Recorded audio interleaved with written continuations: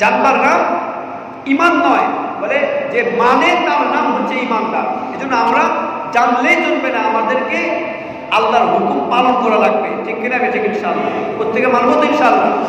এরপরে আল্লাহ রাব্বুল আলামিন বলছেন, বি'সা মাশতারাউ বিহি আনফুসাহুম আন ইয়াকফুরু বিমা আনজালাল্লাহু বাগয়ান আন ইউনাজ্জিলাল্লাহু মিন ফাদলিহি আলা মান ইয়াশাউ মিন ইবাদিহি। আল্লাহ রাব্বুল আলামিন এরপরে বলেন, ওই ব্যক্তির বিনিময়, ওই ব্যক্তির মূল্য সবচেয়ে নিকৃষ্ট মূল্য, ওই ব্যক্তি বিনিময় সবচেয়ে নিকৃষ্ট বিনিময়, যেই বিনিময়ের মাধ্যমে, যেই মূল্যের মাধ্যমে সে তার আত্মাকে খরিদ করে নিয়েছে, তার নফসকে, আত্মাকে খরিদ করে নিয়েছে, যেই মূল্যের মাধ্যমে, যেই বিনিময়ের মাধ্যমে, আল্লাহ তাআলা বলেন সেই বিনিময়টা, সেই মূল্যটা সবচেয়ে নিকৃষ্ট মূল্য। এর মানে কি? এর মানে হচ্ছে তার মন মতো একজন মানুষ ব্যবসা করছে, কিন্তু তার মন মতো করছে, আল্লাহর হুকুম আহকামের তোয়াক্কা করে নাই, তার মন মতো ব্যবসা করছে, তার মন মতো সে দুনিয়াকে কামাইছে, আল্লাহ তাআলার হুকুম আহকামকে সে সামনে আনে নাই। ব্যবসা করব, আল্লাহর হুকুম আহকাম কি আছে, এখানে হালাল হারাম কি আছে, এটাকে সে সামনে না এনে তার মন মতোই সে ব্যবসা বাণিজ্য করেছে। বলে এই ব্যবসা বাণিজ্য করার দ্বারা যে একটা বিনিময় আসছে না, আসছে কিনা? আল্লাহ তাআলা বলেন যে আল্লাহর হুকুম বহির্ভূত ভাবে, অন্যায় ভাবে তোমার নফসকে, তোমার নফসের চাহিদা অনুযায়ী, তোমার মনের মতো, মনের চাহিদা অনুযায়ী যেই মূল্য তুমি কামাইলা, হতে পারে তুমি অনেক বড় ধনী হয়ে গেছো, অনেক বড় কিছু হয়ে গেছো, কিন্তু এই সম্পদ সবচেয়ে নিকৃষ্ট সম্পদ। এই সম্পদ সবচেয়ে নিকৃষ্ট সম্পদ, আর সবচেয়ে নিকৃষ্ট সম্পদ উৎকৃষ্ট জায়গায় ব্যবহার করা যায় না। ঠিক কিনা বেঠিক? আর আমরা দেখি নিকৃষ্টতম সম্পদ, উৎকৃষ্টতম মসজিদ মাদ্রাসায় দিয়া বড় হেডাম দেখানো হয়। আছে না নাই? আছে না নাই? উৎকৃষ্ট জায়গায় উৎকৃষ্টতাই দেওয়া লাগবে, নিকৃষ্টতা দেওয়া যাবে না। আল্লাহ রাব্বুল আলামিন বলেন, বি'সা মাশতাবিহি আনফুসাহুম আন ইয়াকফুরু বিমা আনজালাল্লাহ বাগয়ান আন ইউনাজ্জিলাল্লাহু মিন ফাদলিহি আলা মান ইয়াশাউ মিন ইবাদি। সবচেয়ে নিকৃষ্ট আর কতই না নিকৃষ্ট ওই বিনিময়, ওই মূল্য, যার বিনিময়ে তারা তাদের আত্মাকে ক্রয় করে নিয়েছে, আত্মাকে বিক্রি করে দিয়েছে। আন ইয়াকফুরু বিমা আনজালাল্লাহু বাগয়ান, বলে এটা এই কারণে যে তারা, অর্থাৎ বনি ইসরাইল চেয়েছিল, বনি ইসরাইলদের ভাষ্য হলো এটা যে আল্লাহ তাআলা কেন আল্লাহর ইচ্ছা মতো কোরআন নাজিল করবেন আর আল্লাহর ইচ্ছা মতো নবী দুনিয়াতে পাঠাবেন। আল্লাহ তাআলা তার ইচ্ছা মতো দুনিয়াতে কোরআন নাজিল করতে পারবেন না, আল্লাহ তাআলা ইচ্ছা মতো নবী দুনিয়াতে প্রেরণ করতে পারবেন না। এটা হচ্ছে ওই বনি ইসরাইলদের, ইহুদিদের ভাষ্য, ইহুদিদের ইচ্ছা। কারণ বনি ইসরাইলের মধ্যে ইতিপূর্বে শুনেছেন আল্লাহ রাব্বুল আলামিন 4000 কিংবা 70,000 নবী দুনিয়াতে পাঠিয়েছেন। ঠিক কিনা ঠিক? আল্লাহ নবী সাল্লাল্লাহু আলাইহি ওয়াসাল্লামকে দুনিয়াতে পাঠিয়েছেন বনি ইসমাইল, অর্থাৎ ইসমাইল আলাইহিস সালাতু ওয়াস সালামের বংশে আল্লাহ নবী সাল্লাল্লাহু আলাইহি ওয়াসাল্লামকে দুনিয়াতে পাঠিয়েছেন। কিন্তু ইহুদিদের ইচ্ছা ছিল এটা যে এই যে 70,000 কিংবা 4000 এই নবীদেরকে যে আল্লাহ তাআলা বনি ইসরাইলের মাধ্যমে, অর্থাৎ ইসরাইলি বংশে, আমাদের বংশে পাঠিয়েছেন, তদ্রূপ আল্লাহ তাআলা আমাদের বংশেই মুহাম্মদকে পাঠাতে হবে। আল্লাহর ইচ্ছা মতো কেন পাঠানো হলো? যেহেতু আল্লাহর ইচ্ছা মতো মানুষ, আল্লাহর ইচ্ছা মতো মানুষ চুজ করে, চয়েস করে আল্লাহ তাআলা নবী পাঠিয়েছেন, আর ওই নবীকে আল্লাহর ইচ্ছা মতো কোরআন নাজিল করেছেন, যেহেতু আমাদের ইচ্ছা পুরা হয় নাই, আমরা এই নবীকে নবী মানব না, আমরা এই নবীর উপর নাজিলকৃত কোরআনকেও মানব না। নাউযুবিল্লাহ।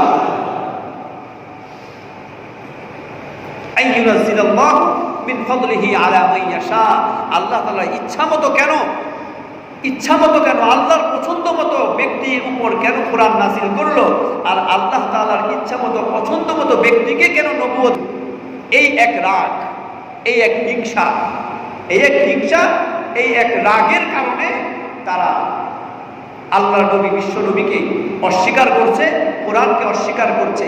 সুতরাং আমাকে বুঝতে হবে, এই যে তাদেরকে কুফুরের দিকে ঠেলে দিল কোন জিনিস? রোগ, অন্তরের রোগ, যেটা হিংসা আর রাগ। রাগ আর হিংসা তাদেরকে কুফুরের দিকে ঠেলে দিল।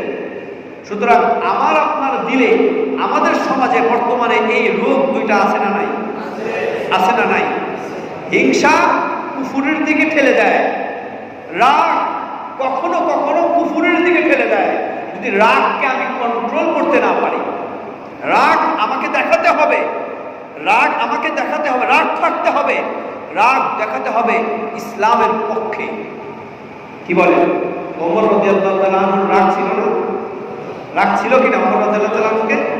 ইসলাম গ্রহণ করবার পরে আল্লাহর নবী সাল্লাল্লাহু আলাইহি সাল্লামকে জিজ্ঞাসা করতেছেন, ইয়া রাসূলুল্লাহ, আমি ওমর তো ইসলাম গ্রহণ করেছি, এখন আমার কি কাজ? বলে, তুমি এখন নামাজ পড়ো। নামাজ কোথায় পড়বো?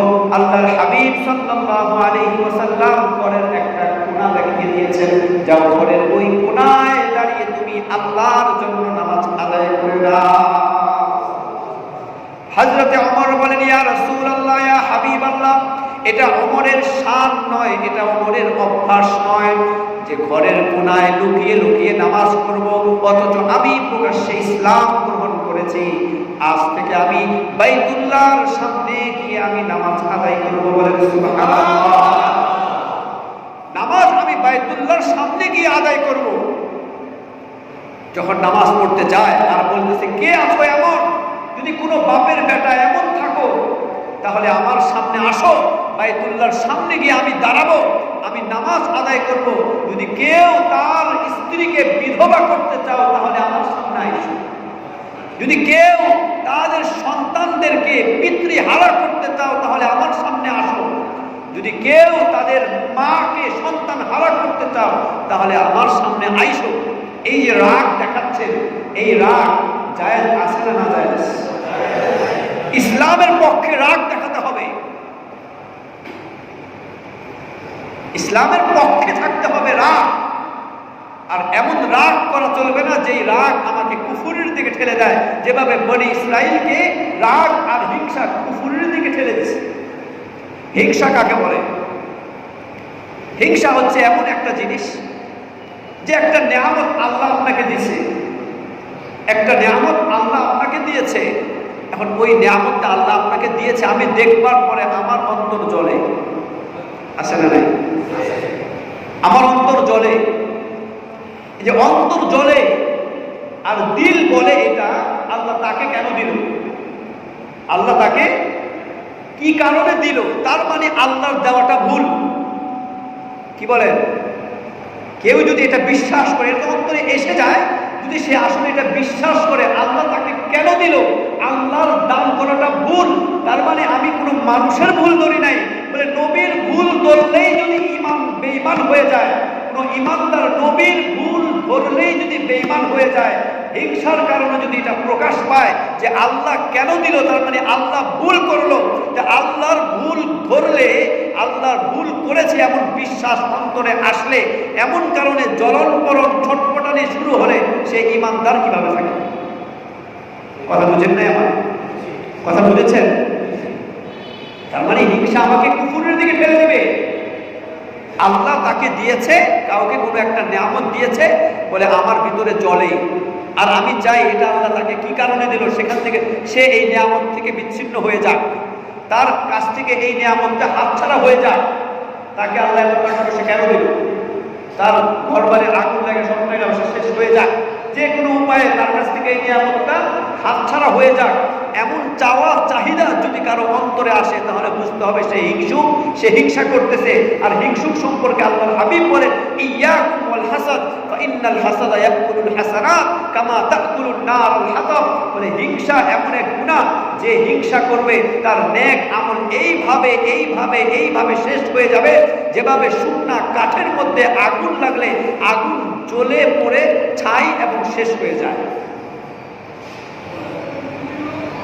এই জন্য হিংসা, রাগ এগুলো হচ্ছে অন্তরের একটা রোগ, অন্তরের একটা রোগ।